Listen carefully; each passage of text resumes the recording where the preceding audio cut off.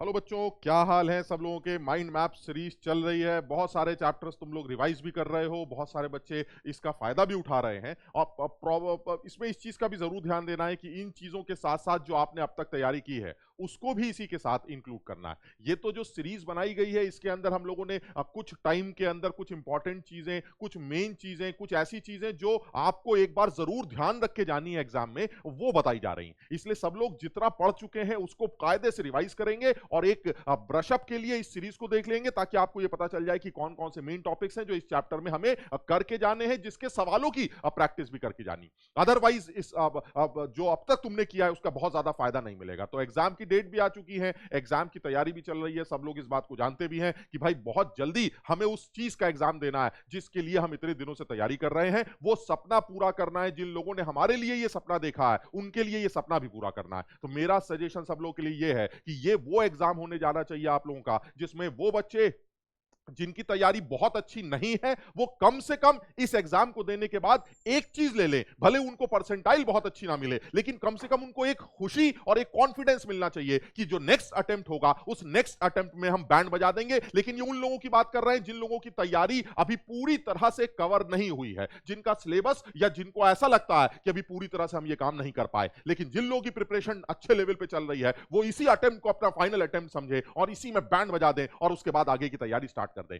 मेरा सिर्फ सजेशन यह है कि ये जो भी सीरीज चल रही है या जो रिवीजन आप कर रहे हैं उस रिवीजन में कम से कम सारे बच्चे इस अटेम्प्ट को देखने के बाद इतना कॉन्फिडेंट या इतना खुश जरूर हो कि या तो उनको यह लगे कि उनकी परसेंटाइल टॉप की आएगी या फिर उनको यह लगे कि इस बार भले ही नहीं लेकिन अगली बार टॉप की आएगी, बिकॉज जितना हमने किया था उसके अकॉर्डिंगली हमने बड़ा अच्छा स्कोर किया। बची हुई चीजों को आगे आने वाले टाइम में कवर करके नेक्स्ट अटेम्प्ट में बहुत अच्छा स्कोर किया जा सकता। तो चलिए इसी सीरीज में इन्हीं बातों के साथ शुरू करते हैं। नेक्स्ट चैप्टर जो इस सीरीज में आने जा रहा है एक अच्छा सिंपल चैप्टर, बहुत ही प्यारा सा चैप्टर जिस पर सवाल हर साल मेंस लेवल पर और एडवांस लेवल पर बनते हैं, वो है केमिकल इक्विलिब्रियम। हम जो इस चैप्टर के अंदर डिस्कशन करेंगे उसमें मेनली जो चैप्टर के मेन पॉइंट्स हैं जो कि इस चैप्टर में सबसे ज्यादा इंपॉर्टेंट है और जिससे ये चैप्टर बनता है, उसमें सबसे पहले हम कुछ इक्विलिब्रियम कांस्टेंट के बारे में फटाफट डिस्कशन करते हैं। हम कुछ इक्विलिब्रियम कांस्टेंट को जो फैक्टर्स डिफाइन करते हैं उनके बारे में, जो अफेक्ट करते हैं उनके बारे में डिस्कशन करते हैं।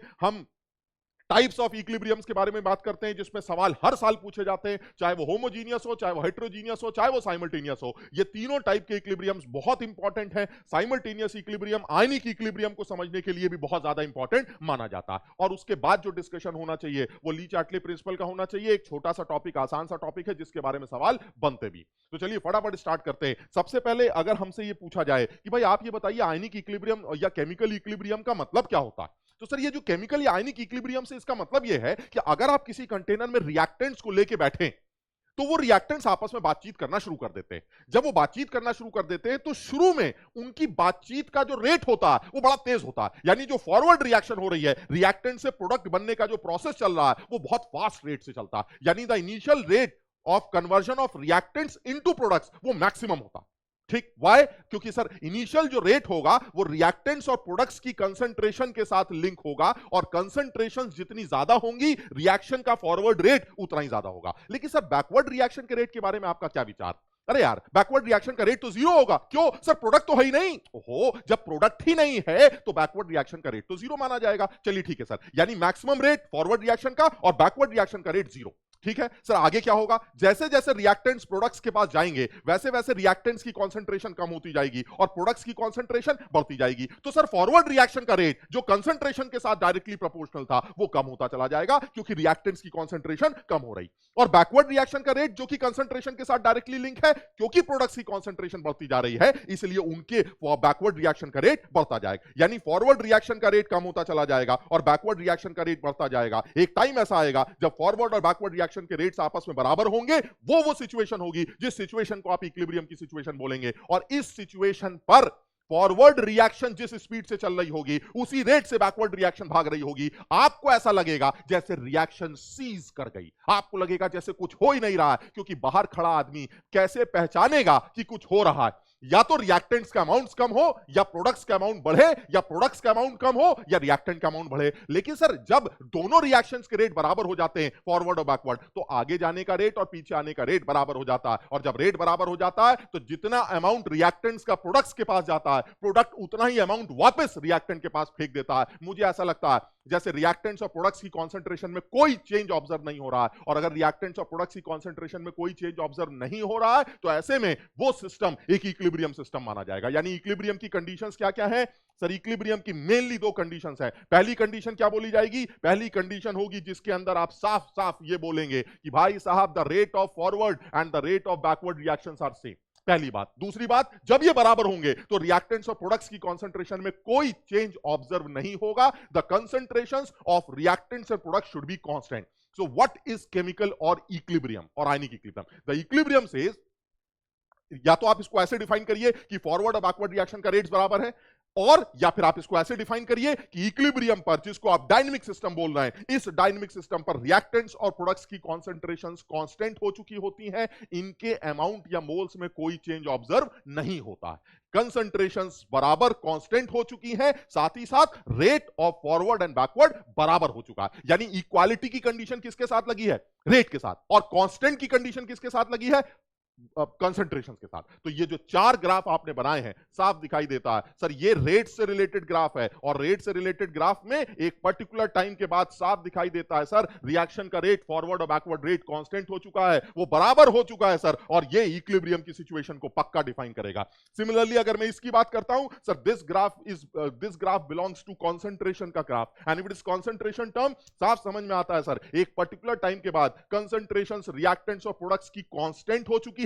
बराबर है या नहीं मुझे इससे मतलब नहीं, कांस्टेंट होनी चाहिए। सर यहां पर एक पर्टिकुलर टाइम के बाद रिएक्टेंट्स और प्रोडक्ट्स की कंसंट्रेशन कांस्टेंट है, बराबर भी है, होने दो, क्या फर्क पड़ता है? इसका मतलब सर ये सिचुएशन भी इक्विलिब्रियम की सिचुएशन को डिफाइन करेगी। इसी तरह से सर ये सिचुएशन की बात करें, ये कंसंट्रेशन की अगर बात करें तो इस कंसंट्रेशन और टाइम के ग्राफ में भी पर्टिकुलर टाइम के बाद रिएक्टेंट्स और प्रोडक्ट्स की कॉन्सेंट्रेशंस कांस्टेंट हो चुकी हैं, और अगर कंसंट्रेशन कांस्टेंट हो चुकी है तो ये भी इक्विलिब्रियम सिचुएशन को डिफाइन करेगा। सर इसमें भी किसी एक पर्टिकुलर टाइम के बाद रिएक्टेंट्स और प्रोडक्ट्स की कॉन्सेंट्रेशन कांस्टेंट हो चुकी है, बराबर है नहीं है, कौन बड़ा है कौन छोटा है मुझे इससे फर्क नहीं पड़ता सर, लेकिन ये भी इक्विलिब्रियम की सिचुएशन को डिफाइन करेगा। यानी इक्विलिब्रियम की सिचुएशन क्या है? इक्विलिब्रियम की सिचुएशन एक ऐसी सिचुएशन है जिसमें फॉरवर्ड और बैकवर्ड रिएक्शन के रेट्स बराबर होते हैं, साथ ही साथ रिएक्टेंट्स और प्रोडक्ट्स की कॉन्सेंट्रेशन कांस्टेंट हो चुकी होती। क्लियर है ये? चलिए अब आते हैं इक्विलिब्रियम को डिफाइन करना। सर इक्विलिब्रियम सिचुएशन को डिफाइन करने के लिए हमें दो इक्विलिब्रियम कांस्टेंट्स बताए गए हैं, जिनमें एक इक्विलिब्रियम कांस्टेंट कंसंट्रेशन से लिंक है और एक इक्विलिब्रियम कांस्टेंट प्रेशर से लिंक है। जिन इक्विलिब्रियम कांस्टेंट्स को कॉन्सेंट्रेशंस, रिएक्टेंट्स और प्रोडक्ट्स की कॉन्सेंट्रेशन से लिंक किया जाता है उस इक्विलिब्रियम कांस्टेंट को केसी, where C stands for concentration. Similarly, अगर आप इन्हीं concentrations को pressures के terms में define करें तो आप उसको Kp के नाम से जानते हैं। यानी कहने का मतलब ये हुआ, आप इस equilibrium को जब define करेंगे तो एकदम साफ समझ में आता है कि जो rate of forward reaction होगा और जो rate of backward reaction होगा, the rate of forward reaction will be equal to Kf into concentration of A into concentration of B का square. Similarly, the rate of backward reaction अगर आप लिखेंगे तो it will be Kb into concentration raised to power 3 into concentration of D raised to power 4. जब आप equilibrium की बात करेंगे तो ये दोनों रेट्स आपस में बराबर होंगे, तो जब आप इनको आपस में इक्वेट करेंगे Kf by Kb जो कि इक्विलिब्रियम कांस्टेंट होगा, it will be equal to C का cube D raised to power 4 upon A into B raised to power 2. This will be Kc. Similarly अगर आप इन्हीं कंसंट्रेशंस को प्रेशर्स के टर्म्स में डिफाइन करेंगे तो आप कंसंट्रेशंस को प्रेशर्स के टर्म्स में लिखकर भी ये चीज डिफाइन कर सकते हैं, और उस केस में इन कंसंट्रेशंस को प्रेशर्स के टर्म्स में लिखने से आपका केपी एक्सप्लेन किया जाए।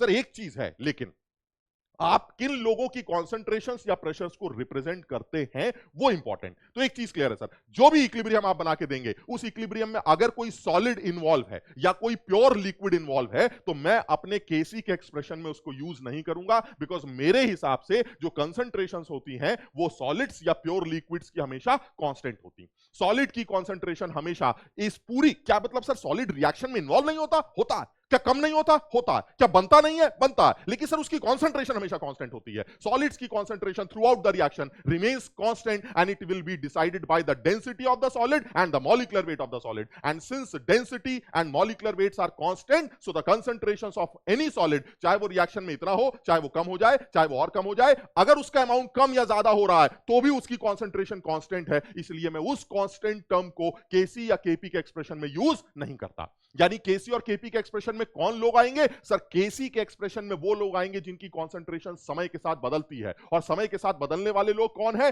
सर समय के साथ बदलने वाले लोग गैसेस हैं और सॉल्यूशंस हैं। सर गैसेस की कॉन्सेंट्रेशन समय के साथ बदलती है, सॉल्यूशंस की कॉन्सेंट्रेशन समय के साथ बदलती है। इसलिए केसी के एक्सप्रेशन में आप गैसेस के टर्म्स, कंसंट्रेशंस के टर्म्स और सॉल्यूशंस की कॉन्सेंट्रेशंस के टर्म्स को यूज करेंगे। केपी जब आप मेंशन करें तो केपी इक्विलिब्रियम कांस्टेंट को रिप्रेजेंट करने का वो तरीका है जिसके एक्सप्रेशन में सिर्फ प्रेशर्स के टर्म्स नजर आने चाहिए। प्रेशर के अलावा कोई और टर्म नजर नहीं आना चाहिए। इसका मतलब यह हुआ कि आप जब भी कभी केपी को डिफाइन करें तो केपी को डिफाइन करते वक्त इस बात का जरूर ध्यान रखिएगा कि आपके एक्सप्रेशन में सिर्फ प्रेशर के टर्म्स होने चाहिए। अगर आपको ऐसा लगता है कि आपके एक्सप्रेशन में प्रेशर का टर्म नहीं आ पा रहा है तो ऐसे में आप केपी उस इक्विलिब्रियम का डिफाइन नहीं कर सकते।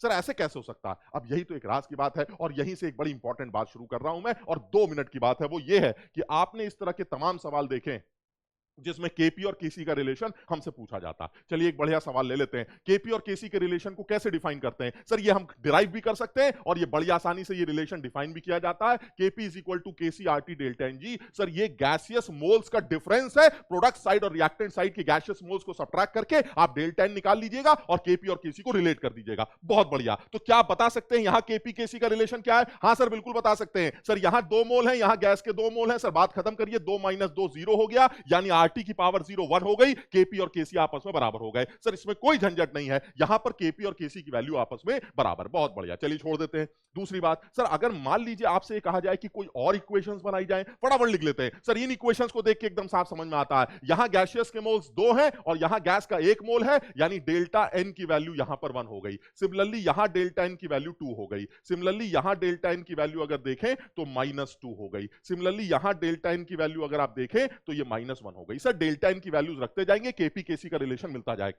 इसका मतलब यह हुआ कि सर एक कैटेगरी ऐसी हो सकती है जिसमें आपसे यह पूछा जाए कि इन चारों इक्विलिब्रियम्स में से वो कौन सा केमिकल इक्विलिब्रियम है जिसमें केपी और केसी का ये रिलेशन एप्लीकेबल। कर लोगे? हां सर कर लेंगे, क्योंकि डेल्टा एन चेक कर लेंगे।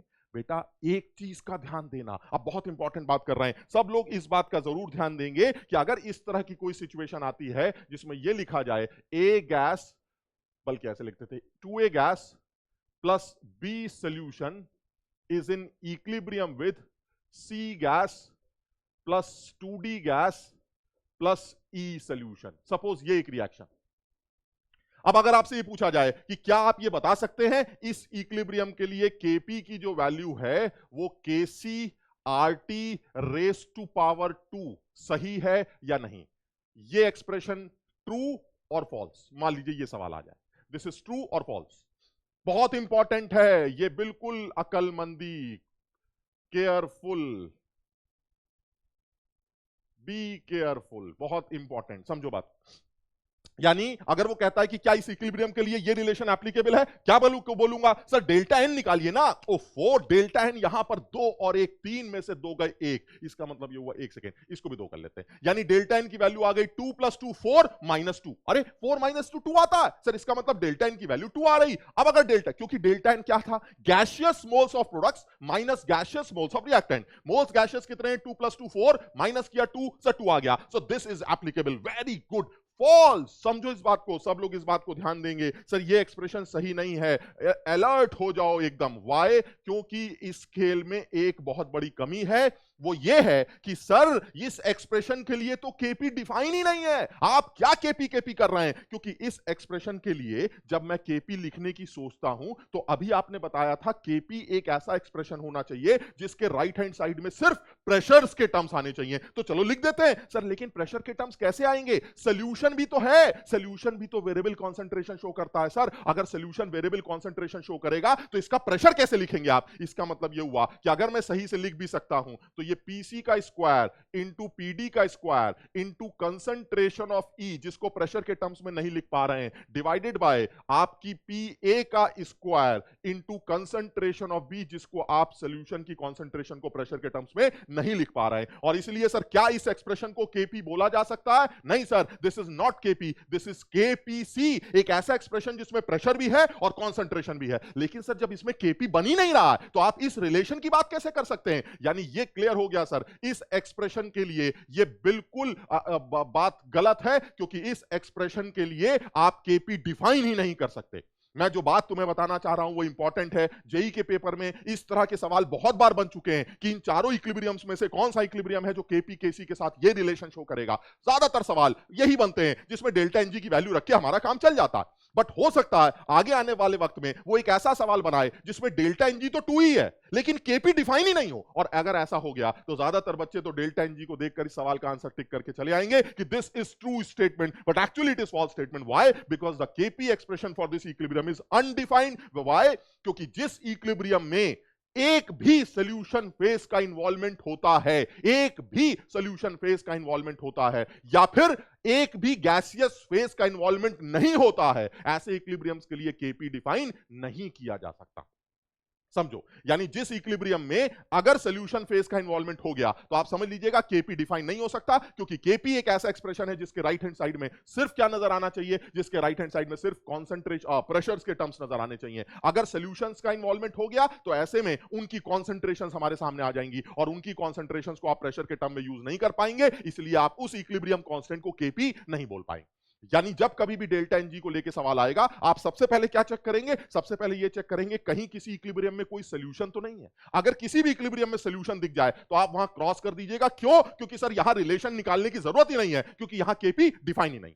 और बच गए लोग, उनमें डेल्टा एनजी चेक कर लीजिए और जहां डेल्टा एनजी आपको 2 मिले उसे टिक कर दीजिएगा। इसको टिक मत कर दीजिएगा। डेल्टा एनजी तो यहां भी 2 है but the statement is false, the relation is false. Why? Because KP is undefined for those equilibriums where any solution phase is involved और नाइदर कोई भी गैस फेज का इन्वॉल्वमेंट। यानी एक कम से कम एक गैस का होना जरूरी है और एक भी सॉल्यूशन फेज नहीं होना चाहिए।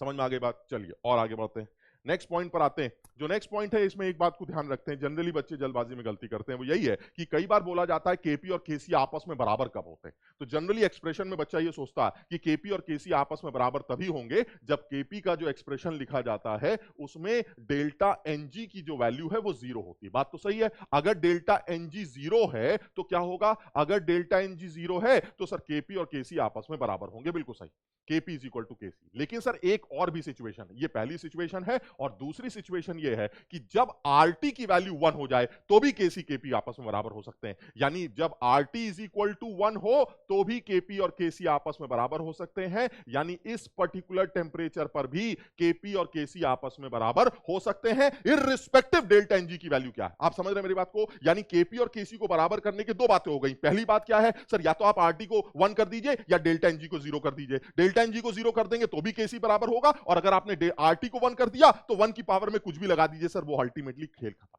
बात समझ रहे हो मेरी बात को? यानी कहने का मतलब ये हुआ कि ऐसे में टी की वैल्यू 1/r रखकर आप वो टेंपरेचर कैलकुलेट कर सकते हैं जो कि लगभग 12-13 केल्विन के आसपास निकल के आता है। यानी ये वो केल्विन टेंपरेचर होगा जिस पर किसी भी इक्विलिब्रियम के लिए केपी और केसी वैल्यूज आपस में बराबर हो सकती हैं। उन लोगों की बात कर रहा हूं जिनके केपी डिफाइन किए जा सकते हैं। समझ रहे हो बात को? क्लियर है ये?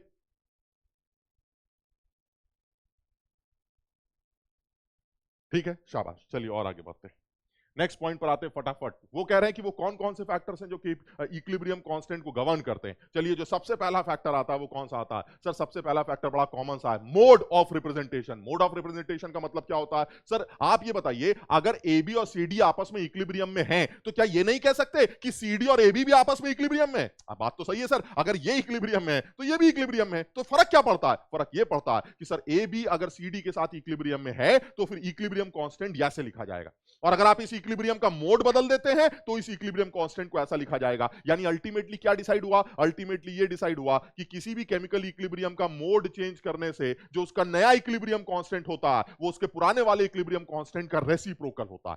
यानी इक्विलिब्रियम कांस्टेंट को अगर आप बदलना चाहते हैं तो वैसे तो मेरे मानना यह है कि सिर्फ एक फैक्टर होता है, दैट इज टेंपरेचर।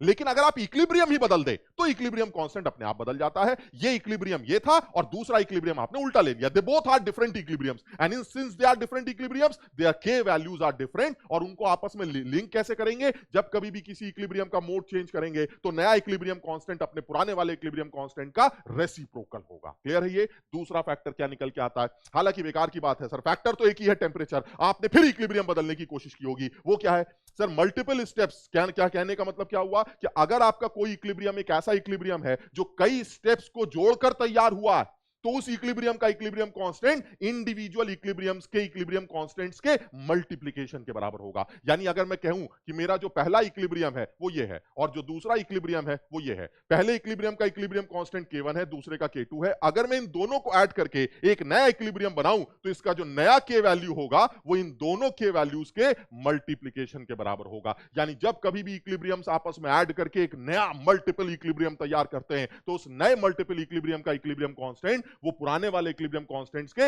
मल्टीप्लिकेशन के बराबर होता है।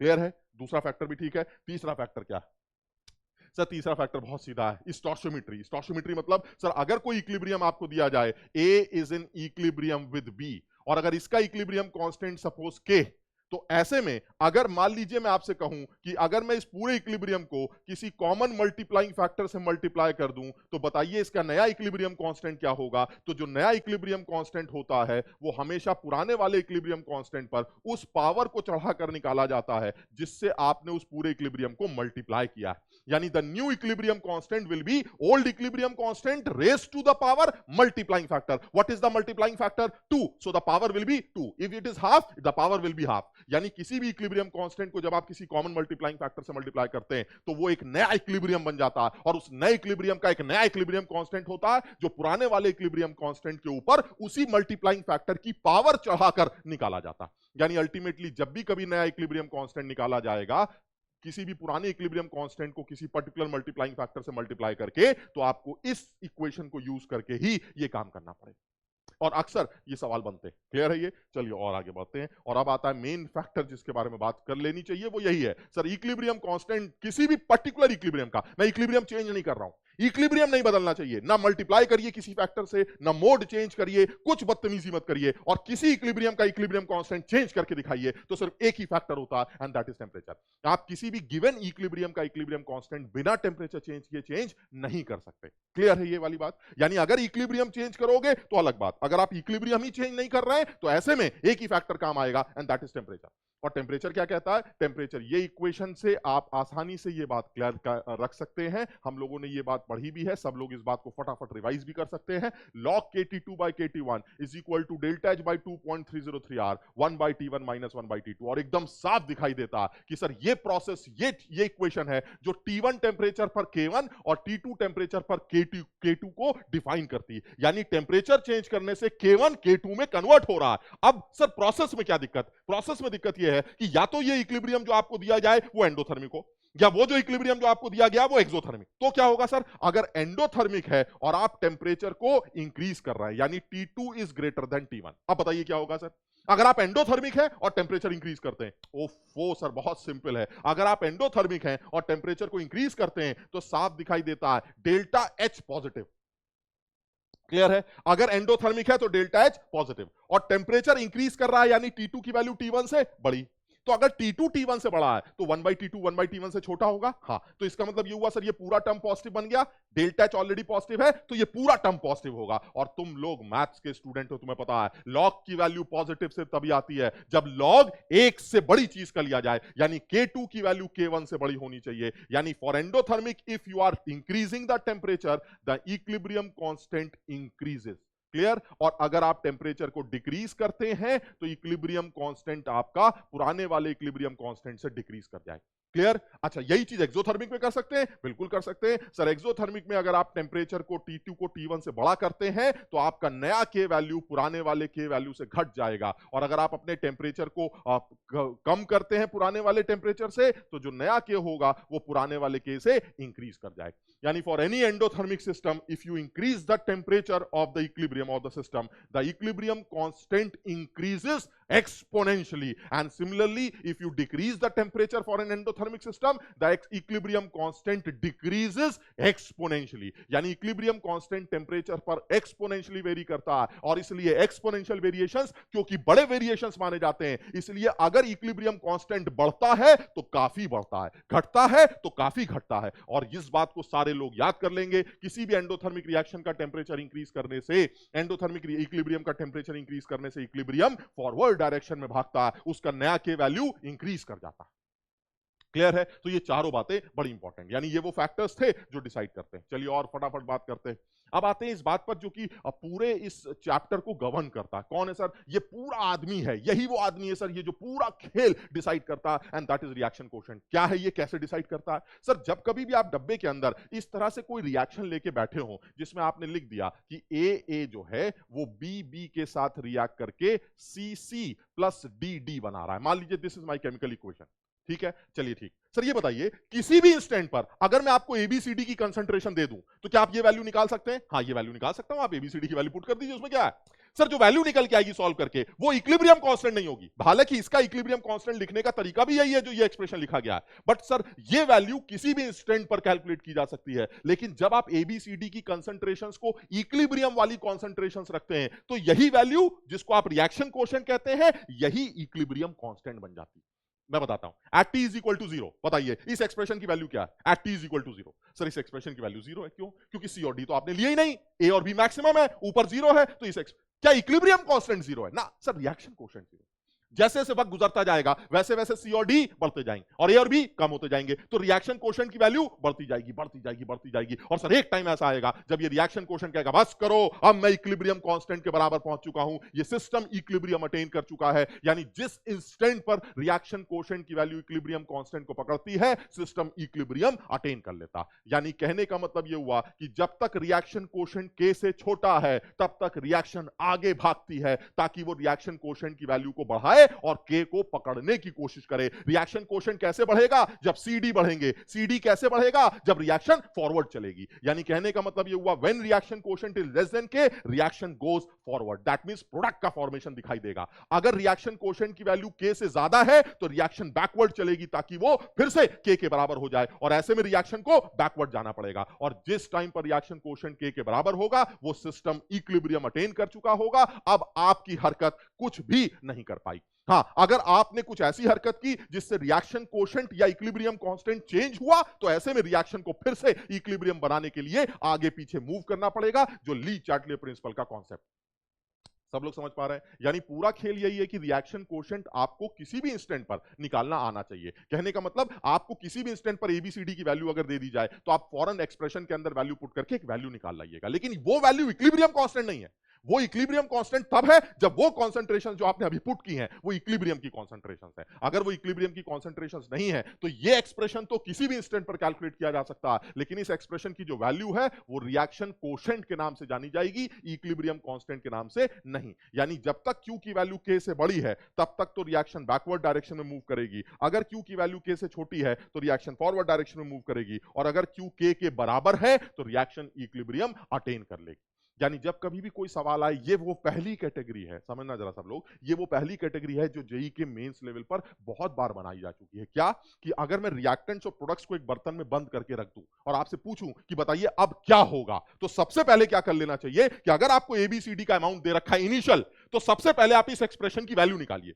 इस एक्सप्रेशन की वैल्यू निकालने के बाद चेक करिए कि जो वैल्यू आ रही है वो इक्विलिब्रियम कांस्टेंट से बड़ी है या छोटी। वो सवाल में देगा इक्विलिब्रियम कांस्टेंट से बड़ी है या छोटी। अगर इक्विलिब्रियम कांस्टेंट से बड़ी है तो रिएक्शन को पीछे भगाइएगा, क्योंकि रिएक्शन कोशेंट को इक्विलिब्रियम कांस्टेंट के पास पहुंचना पड़ेगा। और अगर वो वैल्यू जो आपने सॉल्व की है, अगर वो रिएक्शन इक्विलिब्रियम कांस्टेंट से छोटी है तो इक्विलिब्रियम को फॉरवर्ड डायरेक्शन में भगाना पड़ेगा, रिएक्शन फॉरवर्ड डायरेक्शन में भागेगी ताकि नया इक्विलिब्रियम वो अटेन कर सके। और अगर वो वैल्यूज ने इस तरह से दे रखी हैं कि उसी इंस्टेंट पर आपने जैसे ही एबीसीडी की वैल्यू पुट की और रिएक्शन कोशेंट की वैल्यू इक्विलिब्रियम कांस्टेंट के बराबर आ गई, तो रिएक्शन उसी टाइम इक्विलिब्रियम सेट कर लेगी, आपको कुछ भी करने की जरूरत नहीं पड़ेगी। मेरे कहने का मतलब यह हुआ कि जैसे सपोज कोई सवाल में यह पूछा जाए कि इस इक्विलिब्रियम के लिए अगर इक्विलिब्रियम कांस्टेंट केपी की वैल्यू 0.15 दी जाए और साथ ही साथ आपको यह बता दिया जाए कि बर्तन में यह सिस्टम रखा गया है जिसमें पार्शियल प्रेशर हमारा 0.4, 0.2 और 2 एटीएम है, किन लोगों का? एनओबीआर, एनओ और बीआर2 का।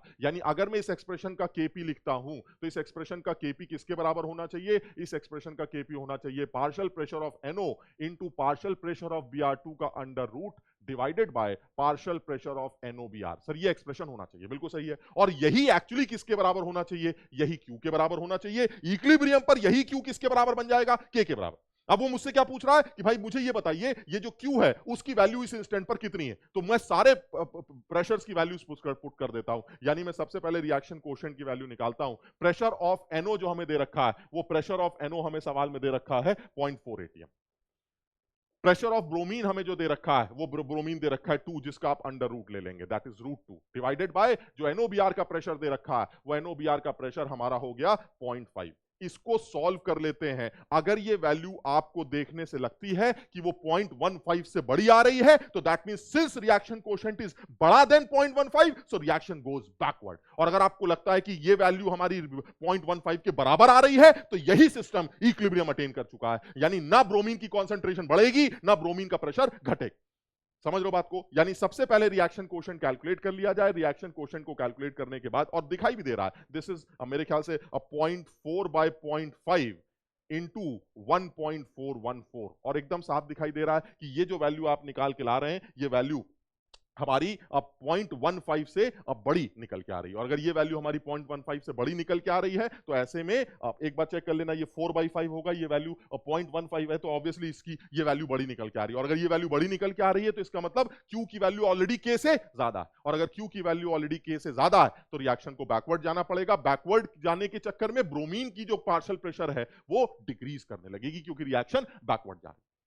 अब इसमें वैल्यूज वगैरह तुम अपने हिसाब से एक बार चेक कर लेना सारी। मतलब मेरा पर्पस ये बताने का कि सिर्फ आप रिएक्शन कोशेंट को चेक करके ये डिसाइड कर सकते हैं कि रिएक्शन फॉरवर्ड जा रही है या रिएक्शन बैकवर्ड जा रही है, क्योंकि सब कुछ रिएक्शन कोशेंट डिसाइड करता है। क्लियर है? ये वो फर्स्ट कैटेगरी है जिसपे सवाल बनते हैं। अब आते हैं दूसरी बात पे। ये जो दूसरा केस बनता है वो है डिग्री ऑफ डिसोसिएशन का। हमें इस बात का ध्यान रखना पड़ता है कि जो भी कोई केमिकल इक्विलिब्रियम हमें दिया जाए उस केमिकल इक्विलिब्रियम में किसी सब्सटेंस की डिग्री ऑफ डिसोसिएशन का क्या सिग्निफिकेंस है। तो हम लोग इस बारे में थोड़ा सा अंदाजा लगाते हैं कि जो डिग्री ऑफ डिसोसिएशन होती है उसकी डेफिनेशन ये कहती है कि किसी भी आदमी के या किसी भी सब्सटेंस के इक्विलिब्रियम तक जितने मोल टूट चुके हैं डिवाइडेड बाय उसके कितने इनिशियल मोल लिए गए थे, that will be the degree of dissociation. यानी अगर मान लीजिए मेरे पास एक आदमी है जिसके 5 मोल लिए गए और इक्विलिब्रियम तक पहुंचते पहुंचते उसके 3 मोल डिसोसिएट कर गए, तो इसका मतलब ये हुआ 3 जो कि डिसोसिएट कर गए डिवाइडेड बाय 5 जो उसके इनिशियल लिए गए थे, that will be the degree of dissociation. Clear है? ये जिसको हम लोग लिखना जानते हैं। जैसे पहला एक्सप्रेशन अगर आपको देखा जाए PCl5 का जो एक्सप्रेशन है या PCl5 के इक्विलिब्रियम का जो एक्सप्रेशन है, हम सब जानते हैं PCl5 का जो डिसोसिएशन होता है वो PCl3 गैस और Cl2 गैस में होता है। अगर मुझको ये कहा जाए कि क्या आप बता सकते हैं PCl5 की डिग्री ऑफ डिसोसिएशन को उसके इक्विलिब्रियम के टोटल प्रेशर और Kp के साथ कैसे रिलेट करेंगे, तो मैं इसको बिल्कुल रिलेट कर सकता हूं, क्योंकि अगर मैं इसके इनिशियल मोल्स A ले लूं और तो फिर ये A1 minus alpha A alpha से डिफाइन किया जाएगा, where alpha is the degree of dissociation. और अगर अल्फा मेरी डिग्री ऑफ डिसोसिएशन है तो आप Kp का एक्सप्रेशन लिख सकते हैं, Kp is the partial pressure of PCl3 into partial pressure of Cl2 divided by partial pressure of PCl5। जल्दी से बताओ PCl3 का पार्शियल प्रेशर क्या निकालेंगे? Mole fraction into total pressure. What is the mole fraction of PCl3? A alpha divided by A total moles 1 plus alpha into total pressure PT। यही partial pressure किसका होगा? Cl2 का। नीचे वाले का कितना होगा? A1 minus alpha into A one plus alpha into PT. आप इसको सॉल्व करिए, ये सॉल्व करके alpha square PT upon 1 minus alpha square बने, जो एक्सप्रेशन मैंने यहां लिखा हुआ है। यानी मैं ये बताना चाह रहा हूं कि कम से कम इन दो इक्विलिब्रियम्स का, बहुत इंपॉर्टेंट है, इन दो इक्विलिब्रियम्स पर जिसपे सवाल बनते हैं, इन दो इक्विलिब्रियम्स के लिए केपी डिग्री ऑफ डिसोसिएशन और इक्विलिब्रियम के प्रेशर को कैसे लिंक किया गया है वो जरूर याद कर लो। कौन कौन से एक्सप्रेशंस? एक ये केपी वाला एक्सप्रेशन जो कि हमारा PCl5 के डिसोसिएशन का इक्विलिब्रियम है, पहला ये। और दूसरा N2O4 का अगर आप डिसोसिएशन कर रहे हैं तो N2O4 के डिसोसिएशन वाला जो इक्विलिब्रियम होता है, कौन है N2O4 वाला डिसोसिएशन? N2O4 का जो डिसोसिएशन है NO2 में, इस इक्विलिब्रियम का जो इक्विलिब्रियम कांस्टेंट Kp है, इस इक्विलिब्रियम कांस्टेंट को N2O4 की डिग्री ऑफ डिसोसिएशन और इक्विलिब्रियम के टोटल प्रेशर के साथ कैसे लिंक किया जाता है वो मुझे ध्यान रखना चाहिए।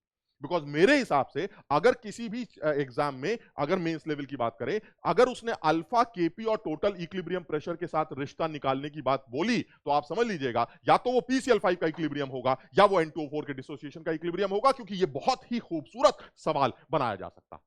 तो सब लोग इन दोनों एक्सप्रेशंस को या तो निकालना सीख लेते हैं, प्लस नहीं तो इनको सबसे पहले याद कर लेते हैं कि जब आप PCl5 की डिग्री ऑफ डिसोसिएशन को उस इक्विलिब्रियम के इक्विलिब्रियम कांस्टेंट Kp के साथ और टोटल प्रेशर के साथ लिंक करते हैं तो Kp की value alpha square PT upon 1 minus alpha square से निकाली जाती है, और इसी तरह से N2O4 के एक्सप्रेशन में 4 alpha square PT upon 1 minus alpha square से Kp को लिंक किया जाता है। सवाल में तीन चीजें हैं, कौन कौन सी? एक अल्फा, पीटी और Kp। कोई भी दो चीज आपको दे देगा, तीसरी चीज आपसे निकलवा लेगा, समझ लीजिए। कोई भी दो चीज वो आपको दे देगा और तीसरी चीज आपसे कैलकुलेट करवा लेगा। लेकिन एक बात को जरूर ध्यान में रखना, सर केपी वो एक्सप्रेशन है जो सिर्फ किसके ऊपर डिपेंड करेगा? टेम्परेचर। सर आप बता चुके हैं किसी भी गिवन इक्विलिब्रियम का इक्विलिब्रियम कांस्टेंट चाहे वो केसी हो चाहे वो केपी हो, सिर्फ एक चीज पर डिपेंड करता है, दैट इज टेम्परेचर। जब तक टेम्परेचर कांस्टेंट है तब तक केपी कांस्टेंट है। तुम प्रेशर को घटाते बढ़ाते रहो, डिग्री ऑफ डिसोसिएशन घटती बढ़ती रहेगी, लेकिन केपी कांस्टेंट रहेगा, क्योंकि केपी सिर्फ टेम्परेचर पर डिपेंड करेगा। क्लियर है वाली बात? जैसे कि ये ले लेते हैं, बिल्कुल अच्छा सवाल लगता है जो कि जेई में आने की पूरी उम्मीद लगती है, जिसमें कहा जा रहा है कि PCl5 डिसोसिएट कर रहा है, एक केस में 10% 4 atm प्रेशर पर और एक केस में 20% न जाने किस प्रेशर पर। अरे मैंने कहा इसमें क्या दिक्कत है? Kp तो कांस्टेंट है, Kp इज कांस्टेंट, तो इन दैट केस अगर PCl5 का इक्विलिब्रियम है तो alpha square PT1 upon 1 minus alpha 1 square is equal to alpha 2 square PT2 divided by 1 minus alpha 2 square. इस एक्सप्रेशन को यूज कर सकते हैं, why? Because this is my Kp values जो दोनों जगहों पर कांस्टेंट है, दे बोथ आर Kp। यानी अगर आपने पीटी पहला वाला 0.4 एटीएम ले रखा है, अल्फा की वैल्यू 0.1 ले रखी है, दूसरा वाला अल्फा 0.2 हो जाएगा, तो क्या PT2 नहीं निकाल पाओगे? सर इस एक्सप्रेशन को यूज करके मैं बड़ी आसानी से PT2 कैलकुलेट कर सकता हूं और बड़े ही आसानी से एक मुश्किल सवाल को सही करके एक ऐसा नंबर स्कोर कर सकता हूं जो कि बाकी बच्चों के लिए स्कोर कर पाना और मुझे पिछाड़ पाना यह मुश्किल हो जाए। आसान सवाल तो सर सारे लोग करके आएंगे, मैं भी करके आऊंगा, ये जरूरी समझो बात को। ये नहीं है सर आसान सवाल तो सब करते हैं, जो मुश्किल करता है वो सिलेक्ट होता ना, जो आसान करता है वो प्लस जो मुश्किल करता है वो सिलेक्ट होता है, जो आसान करे बिना मुश्किल कर लेता है वो सिलेक्ट नहीं होता। यानी कहने का मतलब ये हुआ आपके पास डबल रिस्पॉन्सिबिलिटी है। पहली रिस्पॉन्सिबिलिटी ये कि आप आसान सवाल गलत नहीं कर सकते, और दूसरी रिस्पॉन्सिबिलिटी ये कि मुश्किल सवाल कुछ सही हो जाए, ज्यादा नहीं कुछ सही हो जाए, तो अब आपको कोई पिछाड़ नहीं पाएगा। उसका रीजन है क्योंकि हम उन तमाम लोगों के साथ कॉम्पीट कर रहे हैं जिसमें बहुत कम ऐसे लोग हैं जो एक सीरियस पॉइंट ऑफ व्यू को लेकर सीरियस विजन के साथ तैयारी करते हैं। और उन लोगों को पिछाड़ने के लिए मेरे पास सिर्फ एक ही औजार है, वो ये कि जो तुम करोगे वो मैं भी करूंगा, लेकिन मैं दो ऐसे सवाल करूंगा जो तुम नहीं करोगे। बस अब तुम मुझे पिछाड़ नहीं पाओगे और मेरी परसेंटाइल या मेरा रैंक तुमसे कहीं ज्यादा देखने को मिले। तो इसलिए सब लोग इस बात का ध्यान रखें, चीजें जो तुमने पढ़ रखी हैं उनको एक बार रिवाइज जरूर कर लेना, कहीं ऐसा ना हो आसान चीज छूट जाए, फिर कौन तुम्हें बचाएगा? आप समझिए लाखों लोग तुम्हारे सर पर बैठ जाएंगे क्योंकि वो गधे वो सवाल सही करके आ जाएंगे। आप जो कर चुके हैं उसको रिवाइज कर लीजिए, उसको मत छोड़िएगा, प्लस कुछ चीजें और जो कराई गई हैं क्लासेस में जो तुमने पढ़ी हैं उनको एक बार रिवाइज कर लो, जो एक बार सीखी थी उनको रिवाइज करके एग्जाम देने जरूर जाना, तुम देखोगे स्कोर जबरदस्त कर पाओ, और नहीं तो कुछ कॉन्फिडेंस जबरदस्त लेके आओ। क्लियर है ये? चलिए अब उसमें और आगे बढ़ते हैं। दूसरी बात क्या है?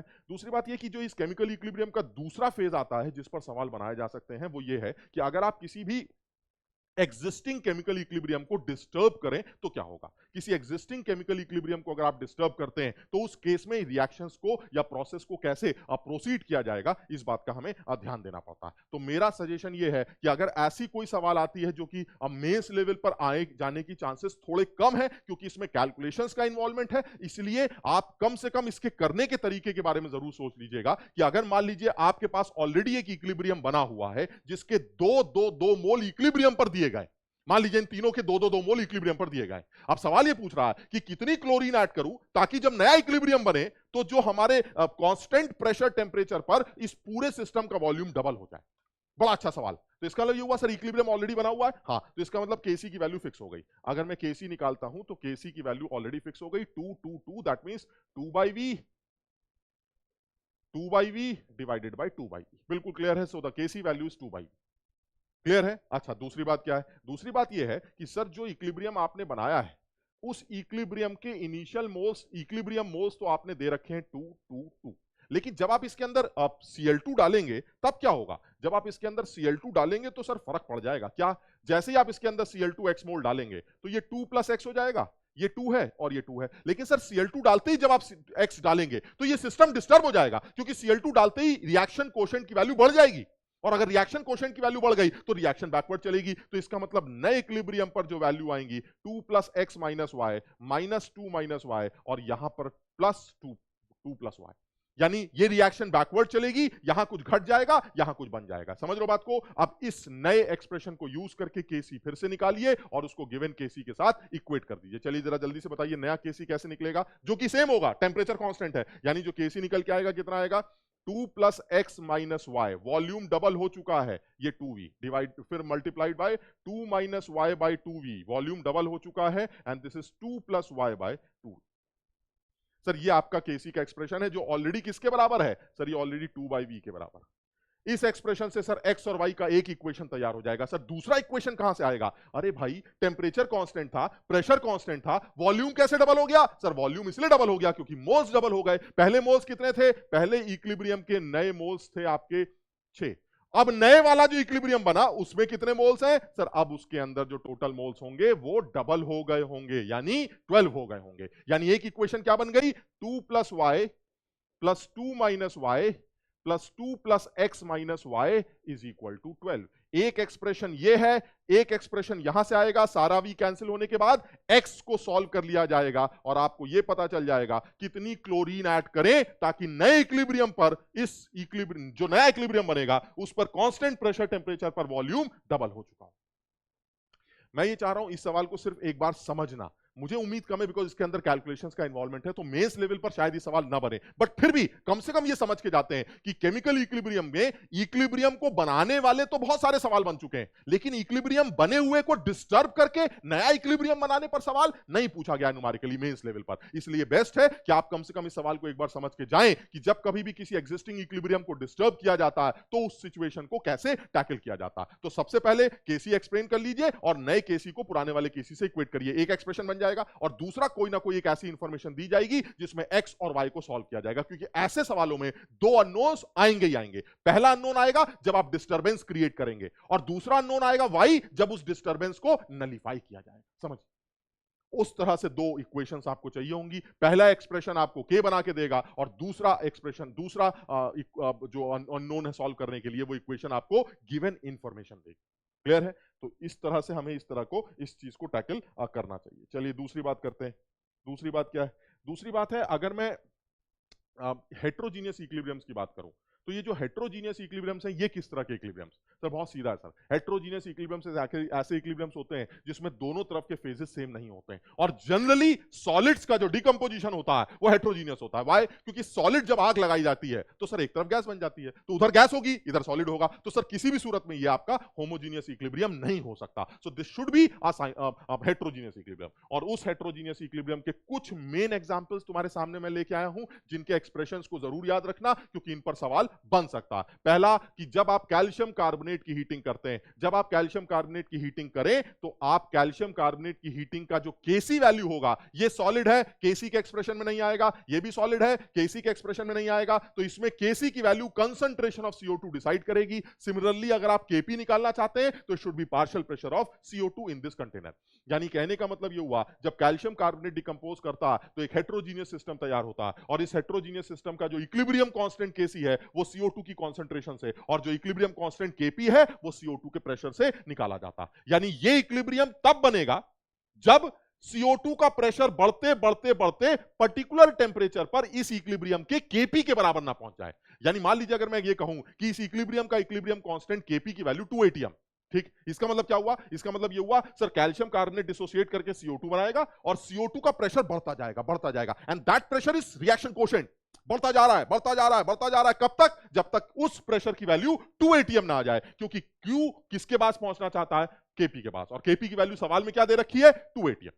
यानी मैं ये बताना चाह रहा हूं कि CO2 को जब आप देखेंगे तो किसी भी क्लोज कंटेनर के अंदर कैल्शियम कार्बोनेट की जब आप हीटिंग करेंगे तो CO2 बढ़ती जाएगी बढ़ती जाएगी बढ़ती जाएगी बढ़ती जाएगी। एक टाइम ऐसा आएगा जब CO2 का अमाउंट बढ़ने के बाद इतना प्रेशर क्रिएट करेगा, उस प्रेशर की वैल्यू 2 atm के बराबर हो जाए, जो कि केपी के बराबर है, इक्विलिब्रियम सेट हो जाए। लेकिन सर अगर ऐसा हो गया कि कैल्शियम कार्बोनेट का अमाउंट बहुत कम ले लिया जाए तो क्या होगा? तो अगर आपने कैल्शियम कार्बोनेट का अमाउंट बहुत कम ले लिया तो सर वो सारा का सारा डिकम्पोज कर जाएगा, क्योंकि उससे बनी हुई CO2 का प्रेशर शायद उतना ना आ पाए जितना आना चाहिए, दैट इज 2 atm। 2 atm मतलब सवाल में अगर केपी की वैल्यू 2 atm दे रखी है तो समझ में आ रहा है? यानी जब भी कभी कैल्शियम कार्बोनेट को क्लोज कंटेनर के अंदर डिकम्पोज करेंगे तो इक्विलिब्रियम बन सकता। अगर इक्विलिब्रियम बना तो उसकी कंडीशन क्या है? तभी बनेगा जब उस सिस्टम में CO2 का पार्शियल प्रेशर वो गिवन केपी वैल्यू के बराबर हो जाए, अदरवाइज इक्विलिब्रियम सेट नहीं हो सकता। समझ लो, ये भी क्लियर है कि अगर इक्विलिब्रियम बना तो CO2 का प्रेशर 2 ही atm होगा, इसमें भी कोई शक नहीं। यानी कहने का मतलब ये हुआ कि अगर एक कंटेनर ये है, एक कंटेनर ये है और एक कंटेनर ये है, एक कंटेनर में CaCO3 इतना है, एक कंटेनर में CaCO3 इतना है और एक कंटेनर में CaCO3 इतना है, तो इन तीनों में अगर आपसे ये पूछा जाए कि बताइए CO2 का पार्शियल प्रेशर ज्यादा कहां है, तो आप क्या जवाब देंगे कि यहां पर जब कैल्शियम कार्बोनेट को हीट करेंगे तो इसकी हीटिंग करने से CO2 निकलेगी, यहां पर जब कैल्शियम कार्बोनेट को हीट करेंगे तो इसकी हीटिंग करने से CO2 निकलेगी और इसकी हीटिंग करने से भी CO2 निकलेगी। सर यहां जब CO2 बाहर निकल के आएगी तो उसका जो प्रेशर है सर, वो प्रेशर जो है वहीं तक बढ़ पाएगा जहां तक केपी वैल्यू है। अगर केपी की वैल्यू सपोज 2 atm है तो जैसे ही CO2 बाहर निकलना स्टार्ट करेगी सर, यहां पर CO2 का प्रेशर जैसे ही 2 atm होगा, आप समझ लीजिएगा इक्विलिब्रियम हमारा सेट हो जाएगा। हम ये मान के चल रहे हैं कि केपी की वैल्यू सपोज 2 atm दी गई है एट अ पर्टिकुलर टेंपरेचर, तो जैसे ही CO2 का प्रेशर 2 atm होगा, इक्विलिब्रियम सेट। यहां पर क्या होगा सर? यहां कैल्शियम कार्बोनेट डिकम्पोज करता जाएगा, CO2 बनती जाएगी बनती जाएगी बनती जाएगी, और जैसे ही प्रेशर 2 atm होगा CO2 का, इक्विलिब्रियम सेट हो जाएगा। लेकिन सर यहां क्या होगा? सर यहां ऐसा लग रहा है जैसे सारा का सारा कैल्शियम कार्बोनेट डिकम्पोज कर जाएगा, लेकिन CO2 का प्रेशर कभी भी 2 atm नहीं आ पाएगा। क्यों? क्योंकि सर इतना ज्यादा वॉल्यूम है कि CO2 जितनी भी बन रही है सर इतनी कम बन पाएगी, क्योंकि कैल्शियम कार्बोनेट इतना कम लिया गया है कि अगर वो सारा भी डिकम्पोज कर जाए तो भी CO2 का प्रेशर 2 atm तक नहीं पहुंच पाएगा। तो ऐसा लगता है जैसे यहां पर जो CO2 का प्रेशर है वो 2 atm से कम होगा, क्योंकि कैल्शियम कार्बोनेट का जो अमाउंट है वो देखने से लगता है कि वो कम लिया गया। कुछ समझ पाए? सब लोग समझ पाए? इसी तरह से जो दूसरा हेट्रोजीनियस इक्विलिब्रियम लिया जा सकता है वो आपका ये वाला इक्विलिब्रियम लिया जा सकता है, जिसमें आप सॉलिड फास्फोरस वो गैसियस क्लोरीन से मिलकर लिक्विड PCl3 बना रहा है। इसमें भी बिल्कुल सही है सर, केसी के एक्सप्रेशन में सिर्फ गैस आएगी, क्योंकि ये वो दो लोग हैं जिनके प्योर कॉन्सेंट्रेशंस, जिनके कॉन्सेंट्रेशंस को हम केसी के एक्सप्रेशन में यूज नहीं करते। तो अगर आप केसी के एक्सप्रेशन की बात करते हैं तो क्लोरीन की कॉन्सेंट्रेशन की पावर 6 से निकाला जाएगा, और जब आप केपी की बात करें तो partial pressure of chlorine raise to power 6 से निकाला जाएगा। सवाल में आप ये वैल्यूज दे दें तो मैं केसी और केपी कैलकुलेट कर सकता हूं, लेकिन ये भी हेट्रोजीनियस इक्विलिब्रियम का ये एक केस माना जाएगा। सिमिलरली एक और केस हेट्रोजीनियस का लिया जा सकता है जिसपे बहुत ज्यादा सवाल बनाए जाते हैं, and that is ammonium hydrogen sulphide का डिकम्पोजिशन। अमोनियम हाइड्रोजन सल्फाइड का डिकम्पोजिशन आपको अमोनिया देता है और H2S देता है। अगर आप केसी लिखेंगे तो दोनों का कंसंट्रेशन, केपी लिखेंगे तो दोनों के पार्शियल प्रेशर से आपका काम चल जाए। समझिए बात। यानी इस तरह के तमाम सवाल बनाए जा सकते हैं जिसमें इस अमोनियम हाइड्रोजन सल्फाइड का केपी दिया जा रहा है और आपसे पूछा जा रहा है बताइए इक्विलिब्रियम पर इन दोनों के प्रेशर्स का टोटल सम क्या होगा। तो बहुत क्लियर है सर, इन दोनों के जो प्रेशर्स होंगे उनका जो सम होगा वो केपी के एक्सप्रेशन से कैलकुलेट किया जा सकता है। कैसे सर? एक का प्रेशर पी होगा, दूसरे का प्रेशर पी होगा, यानी 2p will be the total pressure. Clear है ये वाली बात? 2p हमारा टोटल प्रेशर होगा और जो Kp की वैल्यू होगी वो किसके बराबर होगी, वो होगी P इंटू P के बराबर, and that is P square. अब तुम खुद सोच लो, अगर सवाल में उसने Kp गिवन है तो आप उस Kp से P निकाल सकते हैं, और जैसे ही Kp से P मिलेगा आप उस P को ऊपर पुट करके टोटल प्रेशर भी कैलकुलेट कर सकते हैं, और या वाइस वर्सा भी कर सकते हैं, यानी टोटल प्रेशर इक्विलिब्रियम का गिवन हो तो P पता चल जाएगा, उस P को यहां यूज करके Kp निकल आएगा, Kp पता हो तो Kp से P निकल आएगा, P को ऊपर यूज करके टोटल प्रेशर निकल आएगा। यानी मेरे कहने का मतलब है हेट्रोजीनियस इक्विलिब्रियम का जो सबसे इंपॉर्टेंट सवाल है वो यही है कि अगर आपको Kp दिया जाए तो इक्विलिब्रियम प्रेशर, और अगर इक्विलिब्रियम प्रेशर दिया जाए तो Kp कैसे कैलकुलेट किया जाता है, ये चीज बहुत इंपॉर्टेंट है। यानी मुझे ऐसा लगता है कि इस हेट्रोजीनियस इक्विलिब्रियम के लिए Kp का इंटर कन्वर्जन डिसोसिएशन प्रेशर के साथ बहुत ज्यादा इंपॉर्टेंट है। यानी कहने का मतलब ये हुआ, dissociation pressure is equilibrium pressure, sum of partial pressure of all the gaseous species at equilibrium। यानी कहने का मतलब ये हुआ, Kp से Dp डिसोसिएशन प्रेशर, और डिसोसिएशन से प्रेशर से Kp, ये कैलकुलेट करना सबसे ज्यादा इंपॉर्टेंट सवाल मेंस लेवल पे बनाता है। तरीका बड़ा सीधा है सर, Kp का एक्सप्रेशन लिखिए, Dp का एक्सप्रेशन लिखिए, आपको अपने आप ही समझ में आ जाएगा। Kp से P आ जाएगा, P से Dp आ जाएगा, Dp से P आ जाएगा, P से Kp आ जाएगा। आप बड़ी आसानी से ये काम कर सकते हैं। यानी हमें सब लोगों को हेट्रोजीनियस इक्विलिब्रियम के बारे में इस बात का जरूर ख्याल रखना है कि जब आप Kp को Dp के साथ लिंक कर रहे हो तो आपको एक चीज का ध्यान रखना है कि Kp से Dp यानी dissociation pressure, what is dissociation pressure, equilibrium partial pressures का, गैसेस पार्शियल प्रेशर्स का सम, यानी इक्विलिब्रियम पर जितनी भी गैसेस हैं उन सारी गैसेस के पार्शियल प्रेशर्स का सम आपको Dp दे देगा। तो Kp से Dp और Dp से Kp का इंटर कन्वर्जन मुझे याद करके जाना है, समझ के जाना है। ठीक, चलिए और आगे बढ़ते हैं। दूसरी बात आती है साइमल्टेनियस की। साइमल्टेनियस इक्विलिब्रियम के बारे में सिर्फ इतनी बात तुम्हें बताना चाह रहा हूं, फिर मैं यही बोलूंगा क्योंकि इस इक्विलिब्रियम के अंदर ये बोला गया है कि इन पर भी जो सवाल बनेंगे वो थोड़े से लेंथी सवाल बनेंगे। तो मुझे ध्यान क्या रखना है कि साइमल्टेनियस इक्विलिब्रियम्स पर लोगों के मोल्स या कॉन्सेंट्रेशंस कैसे लिखी जाती। तो बड़ा क्लियर है कि अगर कैल्शियम कार्बोनेट के साइमल्टेनियस का मतलब क्या है, एक ऐसा इक्विलिब्रियम जिसमें कोई ना कोई स्पीशीज दूसरे इक्विलिब्रियम के साथ कॉमन बनेंगे तो एक साथ बनेंगे, डिस्टर्ब होंगे तो एक साथ डिस्टर्ब होंगे। यानी कहने का मतलब ये हुआ, मान लीजिए ए बी के साथ इक्विलिब्रियम बना रहा, बी जो है वो डी के साथ इक्विलिब्रियम बना रहा है, जो डी है मान लीजिए पी के साथ इक्विलिब्रियम बना रहा है, और जो हमारा ए है वो जेड के साथ इक्विलिब्रियम बना रहा है, और जो Z है वो C के साथ इक्विलिब्रियम बना रहा है। मान लीजिए ये 6 इक्विलिब्रियम्स, 5 इक्विलिब्रियम्स कंटेनर के अंदर एग्जिस्ट कर रहे हैं। Are they simultaneous? मैंने कहा भी बता देते हैं। क्या ऐसा हो सकता है कि A और B का इक्विलिब्रियम बन चुका है और D और P का इक्विलिब्रियम बनना बाकी है? क्या ऐसा हो सकता है? तो मैंने कहा कि भाई बिल्कुल ऐसा हो सकता है, A और B का बन चुका है, D और P का बनना बाकी है। अरे भाई एक बन गया, एक बनने वाला है। नहीं हो सकता। क्यों? क्योंकि सर जो देख रहे हैं आप वो ऐसा है ही नहीं।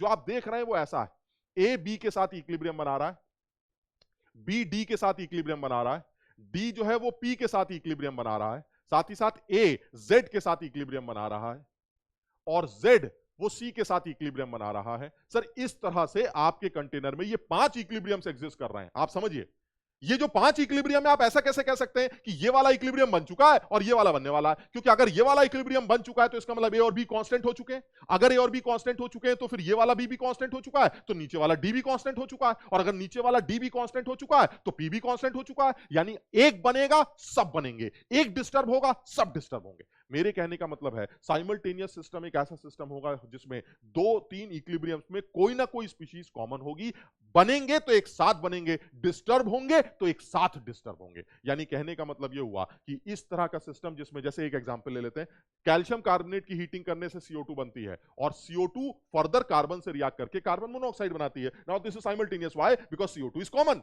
ये एक ही CO2 है, इस बात का ध्यान रखना। यहां पर ऐसा नहीं हो सकता कि ऊपर वाले ए के 5 मोल है और नीचे वाले ए के 10 मोल है। कैसे सर? ये तो कॉमन है ना, एक ही तो है। अगर एक जगह 5 है तो हर जगह 5 है सर, बस इस बात का ध्यान रखना। साइमल्टेनियस का मतलब है एक आदमी जो कॉमन है उसकी कॉन्सेंट्रेशन या उसका प्रेशर थ्रू आउट कंटेनर के अंदर एक ही होना चाहिए। वो 10 तरह से एग्जिस्ट नहीं कर रहा कि एक तुम्हारे साथ इक्विलिब्रियम बनाऊंगा और एक कहीं और खड़ा होऊंगा। मैं एक ही आदमी हूं, इधर भी इक्विलिब्रियम बनाऊंगा, इधर भी इक्विलिब्रियम बनाऊंगा, इधर भी इक्विलिब्रियम बनाऊंगा और इधर भी इक्विलिब्रियम बनाऊंगा, और हर जगह मेरा कॉन्सेंट्रेशन और प्रेशर वो सेम रहे।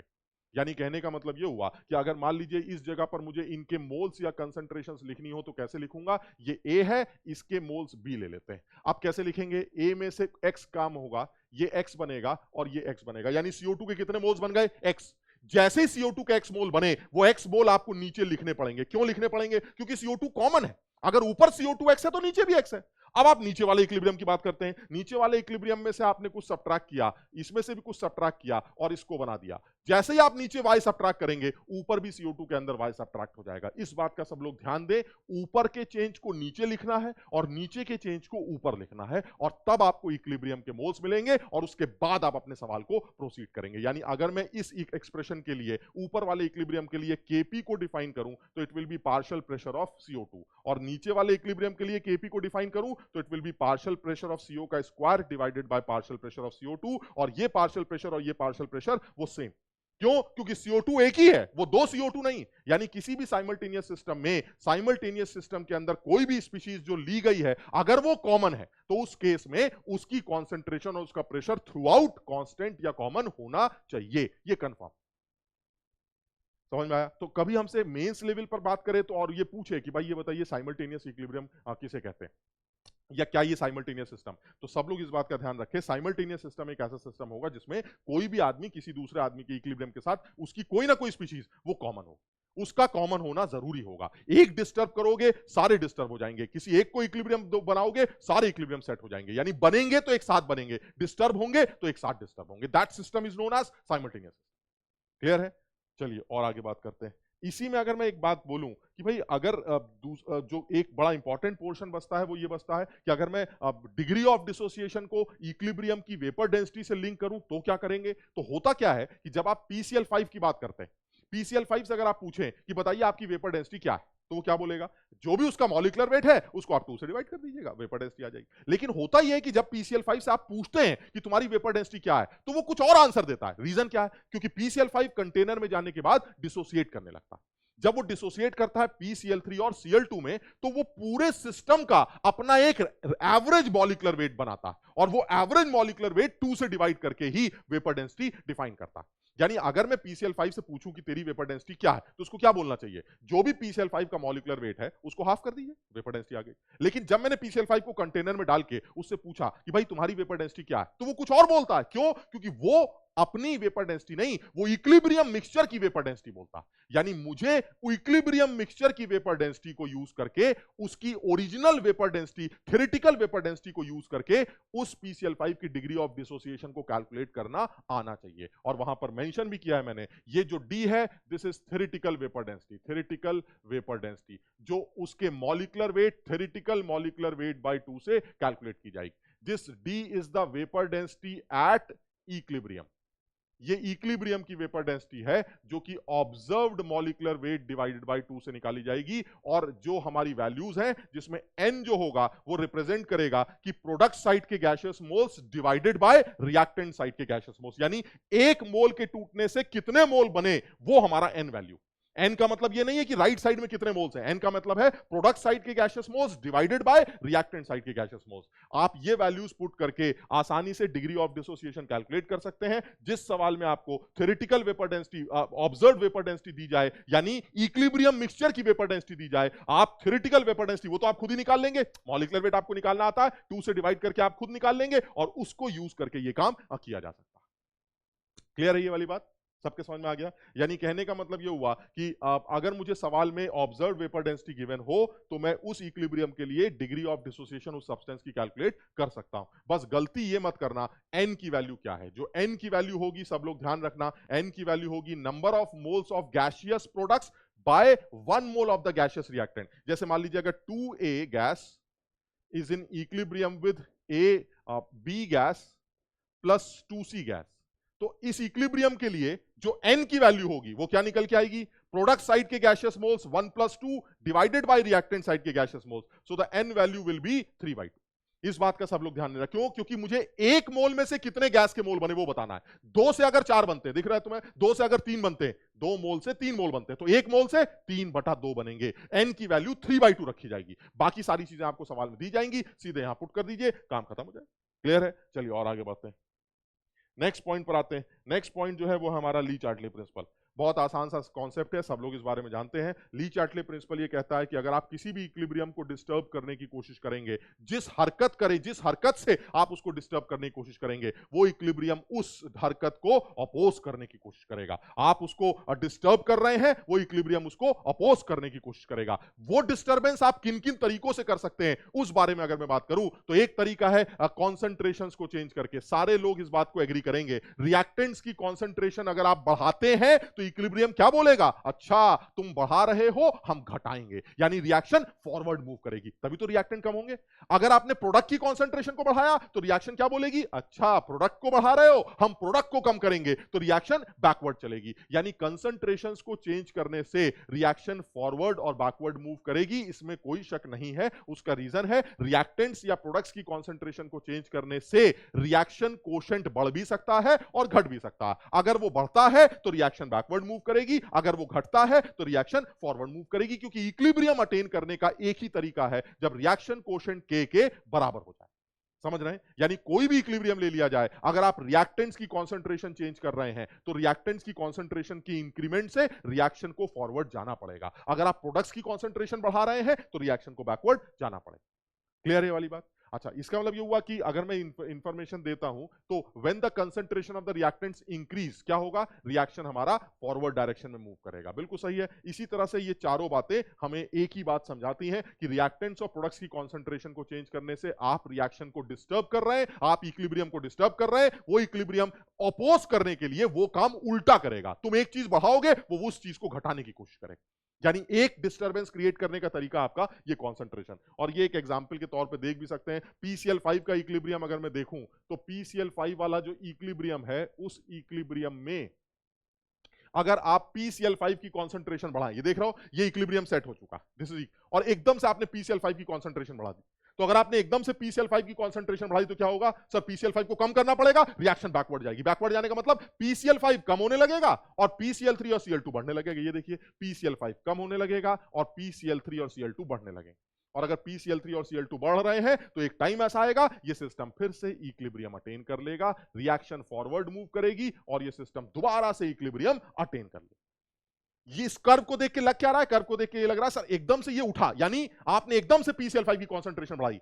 PCl5 की कंसंट्रेशन बढ़ाने का मतलब आपने PCl5 का एडिशन किया। जैसे ही आप PCl5 ऐड करेंगे, रिएक्शन आगे भागेगी, क्योंकि उसको PCl5 को कम करना पड़ेगा। क्लियर है वाली बात? और तरीके क्या हो सकते हैं इस छेड़छाड़ को करने का? सर प्रेशर को चेंज किया जा सकता है। प्रेशर को चेंज करने से भी इक्विलिब्रियम कांस्टेंट, इक्विलिब्रियम फॉरवर्ड या बैकवर्ड डायरेक्शन में मूव कर सकता है। देखो, मैं एक सजेशन देता हूं, बेस्ट तरीका क्या है कि जब कभी भी आपको इक्विलिब्रियम को फॉरवर्ड भगाना या बैकवर्ड भगाना ये पूछा जाए, दैट मींस ली चैटले प्रिंसिपल का सवाल आए, तो बेस्ट तरीका ये है कि आप सबसे पहले क्या करिए, मेरा एक सजेशन, उसके बाद आप कुछ भी कर सकते हैं। जैसे मान लीजिए एक एग्जांपल के तौर पे बात करता हूं, PCl5 का ये इक्विलिब्रियम ले लेते हैं, PCl5, PCl3 और Cl2 का इक्विलिब्रियम ले लेते हैं। इस इक्विलिब्रियम में अगर मैं ये पूछूं कि क्या करने से रिएक्शन पर क्या चेंजेस आएंगे, ठीक, तो मैं क्या करता हूं, तरीका बता रहा हूं मैं, इनके इक्विलिब्रियम के मोल्स ABC अज्यूम कर लेता हूं। ये मैंने अज्यूम कर लिया, ठीक है। अब आप क्या करिए, आप रिएक्शन कोशेंट का एक्सप्रेशन लिख दीजिए। क्या आएगा सर, ये आ जाएगा B/V into C/V upon A/V, और जब आप इसको सॉल्व करेंगे तो ये आ जाएगा BC/A 1/V। ये आपका एक्सप्रेशन बन गया Q का, ठीक है। अब आपको जो करना है कर लीजिए, अब आपको जो करना है कर लीजिए। कैसे सर, ये बताइए, अगर मैं PCl5 डालूंगा तो क्या होगा, जरा देखना, PCl5 की वैल्यू A है, अगर आप A को बढ़ाएंगे तो क्या होगा, सर A को बढ़ाएंगे तो Q कम हो जाएगा, Q कम हो जाएगा तो Q को बढ़ना पड़ेगा, क्योंकि रिएक्शन तो Q को K के पास लेके आती है, Q को बढ़ने के लिए रिएक्शन को फॉरवर्ड जाना पड़ेगा। सिमिलरली कुछ भी चेंज करिए। अभी सर आपने प्रेशर की बात की थी, जरा बताइए कैसे करेंगे। प्रेशर बढ़ाओगे तो क्या होगा, सर प्रेशर बढ़ाएंगे तो वॉल्यूम कम हो जाएगा, यानी अगर आपने प्रेशर को इंक्रीज किया तो वॉल्यूम डिक्रीज कर जाएगा, वॉल्यूम डिक्रीज कर जाएगा तो Q की वैल्यू इंक्रीज कर जाएगी, Q की वैल्यू बढ़ गई तो रिएक्शन को Q को वापस K के पास आना पड़ेगा, यानी रिएक्शन को बैकवर्ड जाना पड़ेगा। समझ रहे हो बात को? मैं ये बताना चाह रहा हूं कि ये जो एक्सप्रेशन है, ये इस तरह से किसी भी इक्विलिब्रियम के लिए आप इक्विलिब्रियम मोल्स ABCD अज्यूम करिए, Q का एक्सप्रेशन लिखिए और उसके बाद आपको जो हरकत करनी है करते रहिए। मैं Q से पूछूंगा तू बढ़ गया या घट गया, अगर तू बढ़ गया तो बैकवर्ड, तू घट गया तो फॉरवर्ड, और अगर तेरे ऊपर कोई असर ही नहीं पड़ा तो रिएक्शन आगे पीछे मूव नहीं करे।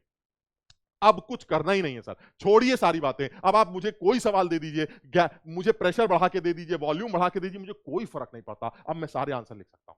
यानी कहने का मतलब ये हुआ, ये बहुत इंपॉर्टेंट है। सब लोग इस तरह से अगर इस सवाल को डील करते हैं तो कुछ याद करने की जरूरत नहीं है। आप फौरन के फौरन किसी भी इक्विलिब्रियम के बारे में, जिसके बारे में भी डिस्कशन की गई है, आप उस इक्विलिब्रियम को लिखकर फटाफट एबीसीडी इक्विलिब्रियम मोल्स मानकर क्यू का एक्सप्रेशन लिख दीजिए, और जैसे ही क्यू का एक्सप्रेशन आएगा आप उस एक्सप्रेशन में जो भी चेंजेस किए जा रहे हैं वो करते रहिए। अगर वो कहता है कि मैं इनर्ट गैस का एडिशन करूंगा कांस्टेंट वॉल्यूम पर, मैंने कहा बस बात खत्म हो गई। अगर वॉल्यूम कांस्टेंट है तो इसका मतलब क्यू का एक्सप्रेशन कांस्टेंट है, और अगर क्यू का एक्सप्रेशन कांस्टेंट है तो रिएक्शन आगे पीछे मूव करेगी नहीं। लेकिन इसी इनर्ट गैस का एडिशन अगर कांस्टेंट प्रेशर पे करोगे तो क्या होगा? सर जब आप कांस्टेंट प्रेशर पर इनर्ट गैस डालते हैं तो वॉल्यूम बढ़ जाता, क्योंकि गैस के मोल बढ़ जाएंगे तो वॉल्यूम बढ़ जाएगा। जैसे ही सर वॉल्यूम बढ़ेगा क्यू की वैल्यू इस एक्सप्रेशन में क्यू की वैल्यू कम हो जाएगी। समझ लो बात को? यानी क्यू की वैल्यू अगर कम हो गई तो रिएक्शन को फॉरवर्ड जाना पड़ेगा, क्योंकि क्यू को दोबारा के तक पहुंचना पड़ेगा। मैं ये बताना चाह रहा हूं कि मैं ये तमाम चीजें जो हैं इनको लिख के तो लाया हूं, आप ये देख लीजिए प्रेशर के चेंजेस क्या होंगे, वॉल्यूम के चेंजेस क्या होंगे, लेकिन जो एक्चुअल सिचुएशन है वो ये है, मुझे इससे फर्क ही नहीं पड़ता कि मैं कोई बात याद करके जा रहा हूं। मुझे जो भी केमिकल इक्विलिब्रियम दिया जाएगा मैं उस केमिकल इक्विलिब्रियम का रिएक्शन कोएफिशिएंट डिफाइन करूंगा, और उसके बाद जो चेंज तुम्हें करके देने वो चेंज करते रहना, मुझे कोई फर्क नहीं पड़ता। समझ लो बात को? इसी तरह से अगर आप इनर्ट गैस के एडिशंस की बात करते हैं तो हमारी बात हो चुकी है, कांस्टेंट प्रेशर पर इनर्ट गैस का एडिशन वॉल्यूम चेंज करता है, और वॉल्यूम के चेंज करने से क्यू रिएक्शन कोएफिशिएंट चेंज हो सकता है, जिसकी वजह से आपका इक्विलिब्रियम आगे पीछे मूव कर सकता है। सिमिलरली अगर आप कैटलिस्ट की बात कर रहे हैं तो कैटलिस्ट इक्विलिब्रियम की सिचुएशन को चेंज नहीं कर सकता है, वो फॉरवर्ड और बैकवर्ड रिएक्शंस के रेट्स को बढ़ा सकता है बट इक्विलिब्रियम को शिफ्ट नहीं कर सकता। इसी तरह से टेम्परेचर के चेंज की बात करें तो हम सब बात कर चुके हैं, अगर एंडोथर्मिक रिएक्शन है और टेम्परेचर इंक्रीज करेंगे तो के बढ़ जाएगा, और के बढ़ जाएगा तो क्यू को के तक आने के लिए फॉरवर्ड जाना पड़ेगा। अगर किसी एंडोथर्मिक रिएक्शन का टेम्परेचर डिक्रीज करोगे तो के कम हो जाएगा, के कम हो जाएगा तो क्यू को के तक आने के लिए बैकवर्ड डायरेक्शन में जाना पड़ेगा। अगर किसी एक्सोथर्मिक रिएक्शन का टेम्परेचर कम करोगे तो के बढ़ जाएगा, रिएक्शन को फॉरवर्ड जाना पड़ेगा। और अगर आपने किसी एक्सोथर्मिक रिएक्शन का टेम्परेचर बढ़ाया तो के कम हो जाएगा, रिएक्शन को बैकवर्ड जाना पड़ेगा। यानी कहने का मतलब यह हुआ कि आप एंडोथर्मिक रिएक्शंस का टेम्परेचर बढ़ाने से बिना दिमाग लगाए लिख दीजिएगा कि रिएक्शन फॉरवर्ड मूव करेगी ही करेगी। क्यों? क्योंकि सर एक बार के बढ़ गया, बताया था मैंने एक्सपोनेंशियली बढ़ता है, तो सर अगर एक बार के बढ़ गया तो अब कुछ करना ही नहीं है, रिएक्शन कोएफिशिएंट को के तक जाने के लिए आगे भागना ही पड़ेगा। एक बार के घट गया तो बहुत नीचे चला जाएगा, रिएक्शन कोएफिशिएंट को के तक जाने के लिए बैकवर्ड जाना ही पड़ेगा। यानी कहने का मतलब यह हुआ किसी भी इक्विलिब्रियम पर जो भी चेंजेस हैं ली चार्टले प्रिंसिपल, उन चेंजेस को ली चार्टले प्रिंसिपल के अकॉर्डिंगली उन फैक्टर्स को वो इक्विलिब्रियम अपोज करने की कोशिश करता है। सब लोग इस बात को ध्यान रखेंगे। मेरे हिसाब से ली चार्टले प्रिंसिपल एक इंपॉर्टेंट कॉन्सेप्ट है, हमने इसके ऊपर एक सवाल भी दिया है, मैं चाहता हूं तुम लोग सब लोग इस सवाल को भी एक बार देख लेना, बहुत इंपॉर्टेंट सवाल है। इस सवाल में भी साफ दिखाया जा रहा है कि अगर आप ये देख लीजिए, ये इक्विलिब्रियम दिया है, इस इक्विलिब्रियम में क्या किया इन्होंने, इस इक्विलिब्रियम में सर यहां पर पहुंचने के बाद ये इक्विलिब्रियम सेट हो गया, यहां पर पहुंचने के बाद एकदम से सब लोगों की कॉन्सेंट्रेशन डिक्रीज कर गई।